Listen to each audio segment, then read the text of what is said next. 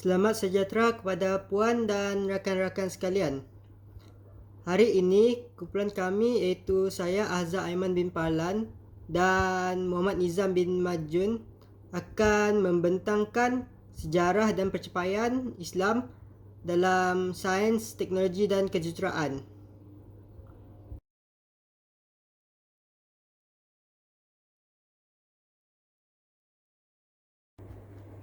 Sejak dari sekolah rendah lagi, kita telah mendengar pelbagai kisah umat Islam pada zaman terdahulu melakukan pelbagai perkara yang mengagumkan kita dan dunia pada masa terdahulu. Sebagai contoh, Ibn Sina telah menjumpai beratus-ratus ubatan dan kaedah untuk menyembuh luka. Oleh itu, kumpulan kami akan mengkongsikan sejarah dan pencapaian umat Islam pada bidang sains, teknologi dan kejuruteraan supaya kita dapat mengingati usaha dan kejayaan mereka pada dunia.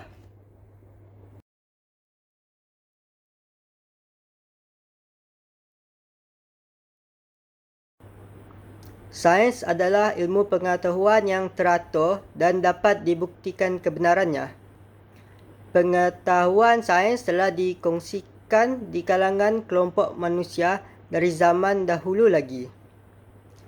Sejarah dan perkembangan sains dalam Islam, sebenarnya orang Islamlah yang memberi sains sebagai bentuk yang boleh dikenali. Sebagaimana yang ditunjukkan oleh epistemologi Al-Ghazali dan Ibnu Khaldun, nilai dan prinsip akhlak memainkan peranan yang penting dalam usaha seorang Islam itu menuntut ilmu. Tidak terdapat dikotomi atau konflik antara Islam dan sains. Tidak ada persamaan dalam sejarah Islam berhubung dengan perseteruan antara agama Kristian yang telah diinstitusikan dengan sains. Islam seperti yang telah dijelaskan dalam Al-Quran dan ajaran Nabi Muhammad SAW menekankan penuntutan ilmu. Islam adalah satu sistem penuh. Ia adalah satu agama, kebudayaan dan tamadun sekaligus. Sebagai satu sistem yang holistik, ia menyentuh segenap kegiatan manusia. Etika dan nilai Islam meresap dalam semua kegiatan manusia.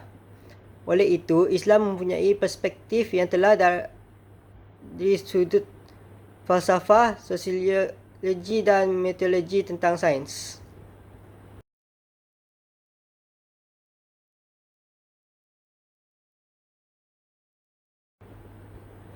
Al-Battani telah memperbaiki sistem astronomi dan mengkaji pergerakan matahari dan bulan, membuat kalkulus baru dan mengkatalog bintang.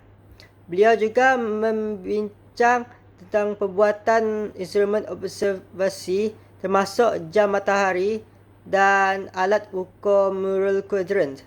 Seperti buku-buku lainnya, karya Al-Battani pun telah diterjemahkan ke bahasa Latin, iaitu De Scientia Stellarum, yang telah dipakai sebagai salah satu bahan rujukan oleh Kepler dan Copernicus.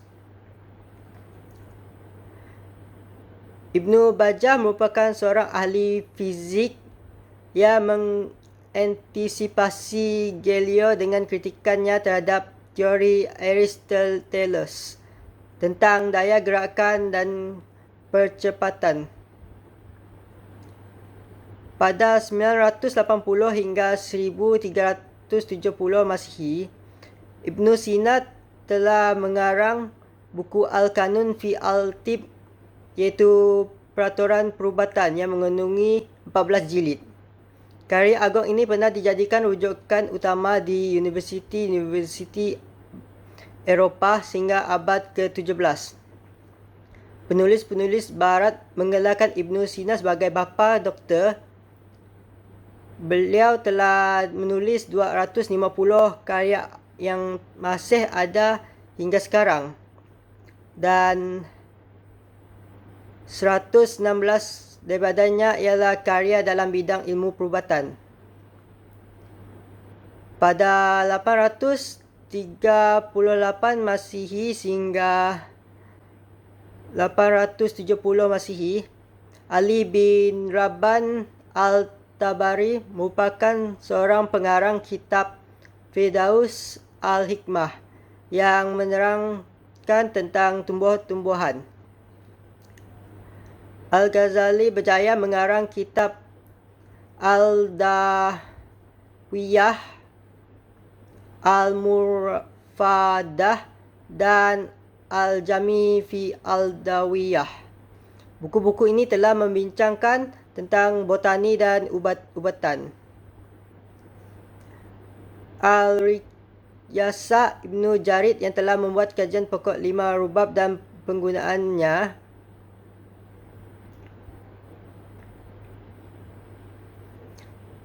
Al-Khwarizmi dari 870 sehingga 840 Masihi dikenali sebagai bapa algebra kerana sumbangan besar dalam bidang algebra. Kitab Al-Jabr adalah kitab asas algebra yang telah dikarang oleh Khwarizmi pada tahun 820 Masihi. Malah beliau juga mengarang kitab Al-Muqtasar yang menerangkan penyelesaian masalah berasaskan algebra dalam hidup seharian.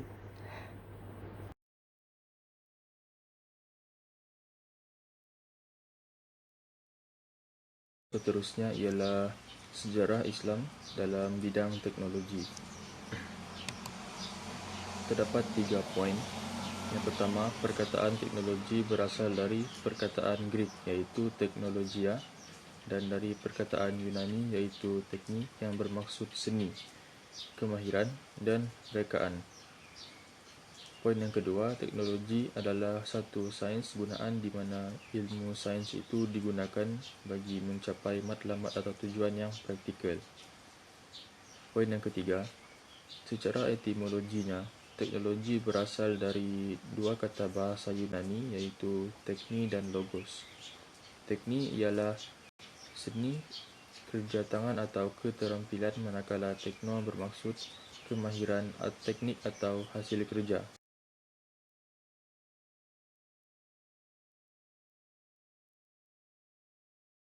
Teknologi kaum terdahulu dan pengajaran daripada peristiwa yang berlaku.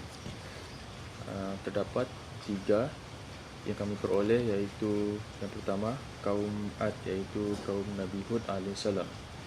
Antara pencapaian teknologi kaum Ad ialah pakar dalam bidang pembinaan bangunan yang tinggi-tinggi tiangnya. Selain itu, kaum Ad juga merupakan kaum yang sangat kuat dan kukuh dari segi pemerintahannya. Namun atas balasan kealpaan kaum Ad, Allah Subhanahu Wa Taala telah membinasakan mereka kerana ingkar kepada perintahnya. Seterusnya, kerana ingkar kepada perintahnya, Allah telah membinasakan mereka dan bangunan-bangunan yang tinggi dengan ribut kencang. Yang kedua ialah kaum Thamud iaitu kaum Nabi Saleh AS. Antara pencapaian teknologi kaum Thamud ialah kepakaran dalam memahat batu-batu besar yang dapat dilihat di lembah Wadil Qura, iaitu tempat tinggalnya. Namun atas kealpaan kaum Thamud, Allah Subhanahu Wa Taala telah memberi balasan. Antara balasan yang menimpa kaum Thamud ialah mereka telah dibinasakan oleh Allah Subhanahu Wa Taala dengan satu letusan suara yang menggemparkan pada waktu pagi. Selain itu, mereka telah dibinasakan dengan petir yang sangat dahsyat. Raja satu ini merupakan seni bina yang dibuat oleh kaum Thamud.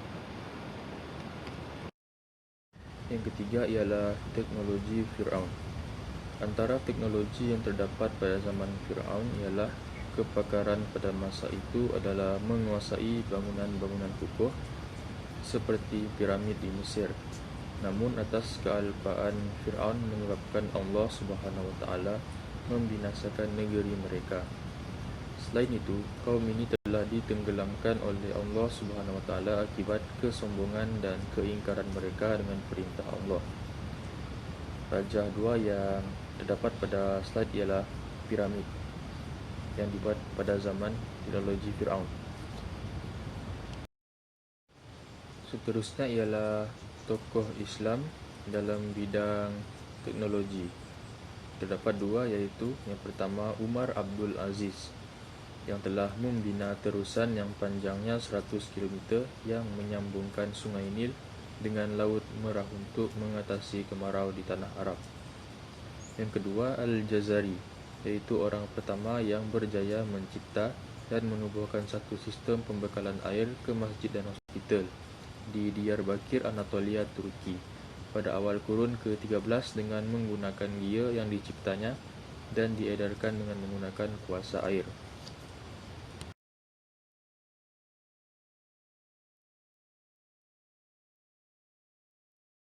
Sejarah Islam dalam bidang kejuruteraan. Terdapat 4 poin yang kami peroleh, iaitu yang pertama, tamadun Melayu tidak ketinggalan dengan pelbagai kemahiran teknologi pembinaan.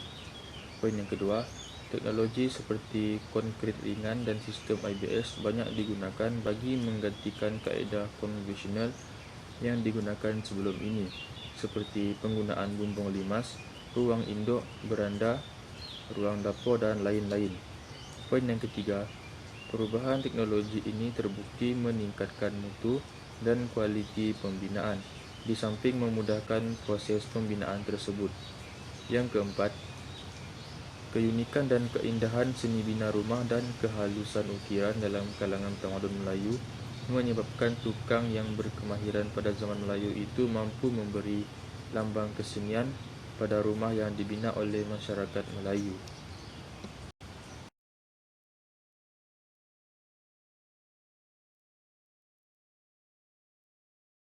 Pencapaian tokoh umat Islam dalam bidang kejuruteraan. Terdapat 3 tokoh. Tokoh yang pertama, Banu Musa, berjaya mencipta mesin yang menggunakan bantuan air dan angin. Tokoh yang kedua, Al-Jazari dan Taqi ad-Din, berjaya membuat modifikasi kepada syaduf dan menerangkan kaedah penggunaannya dalam kitab-kitab karangan mereka. Tokoh yang ketiga, Ibnu Rozas, mengarang 3 jilid buku tentang keunikan alat-alat ciptaannya yang boleh bergerak dengan sendiri. Penutup, pengairan kata, semua perkara di dunia mempunyai keburukan dan kebaikan tersendiri. Islam adalah agama yang benar. Sebagai seorang Muslim, kita mestilah patuh ajaran Islam dan menjadikan Al-Quran sebagai panduan hidup, supaya tidak terpesong dalam lembah kemungkaran. Al-Quran telah menceritakan segala-galanya.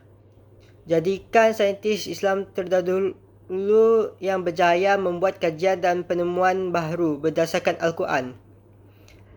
Kesimpulannya, hidup kita di dunia adalah bagaikan sebuah ujian, di mana Al-Quran sebagai bahan rujukan atau erti kata lain buku teks, dan Nabi Muhammad sebagai seorang guru kita.